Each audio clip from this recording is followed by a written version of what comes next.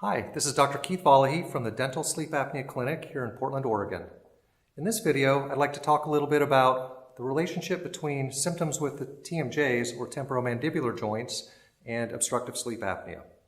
So TMJ symptoms, when they're reported to us by patients, usually mean people are feeling pain in the jaw joints, the jaw muscles, sometimes they're headache symptoms, or they may complain of some noises in the jaw joints. That can be popping, clicking, sometimes grating noises.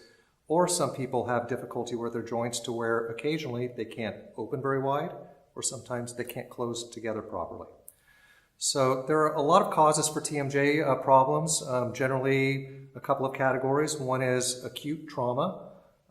Usually there is some sort of trauma involved in TMJ problems. With acute trauma, it can be a fall, a blow like a sports injury, maybe a whiplash injury in a car accident that can actually damage the jaw joint. Chronic trauma is generally accepted to be long-term clenching and grinding of the teeth. You can generate enough force with clenching and grinding that it can actually damage the jaw joints and create some of those pain symptoms that I just mentioned. So when people clench and grind, it can happen either while you're sleeping, and in this case a lot of people aren't really even aware that it's happening, maybe not until they go to their dentist and they see wear on their teeth and they say, hey, are you aware of clenching and grinding your teeth? And then there are some people who actually are aware of clenching their teeth, oftentimes during the day, during stressful moments. And this has led some people to think that stress actually causes clenching and grinding, but it appears that that may not be the case, but that stress may increase clenching or bruxism occurrences. So the way TMJ problems are treated is usually by trying to address those bruxism forces, to try to reduce the forces or reduce the incidence of bruxism. And that's usually done with some sort of an appliance that you wear on your teeth, either at night or for those daytime clenchers, sometimes during the daytime as well.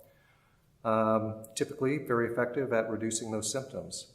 So how TMJ symptoms may be related to sleep apnea is really pretty interesting because researchers have shown that during the sleep apnea cycle, when there's snoring and then the snoring stops because you stop breathing, there tends to be a clenching or grinding episode before the breathing starts again.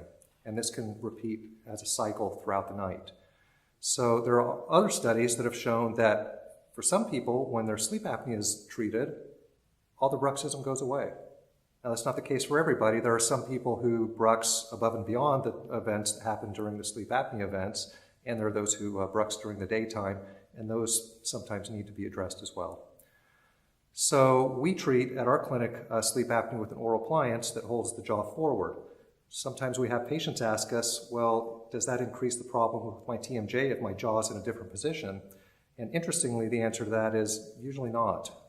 We've successfully treated many cases of patients who have sleep apnea and bruxism, who have pain in the jaw joints, and oftentimes both the sleep apnea is treated and the pain from the TMJ issues goes away as well.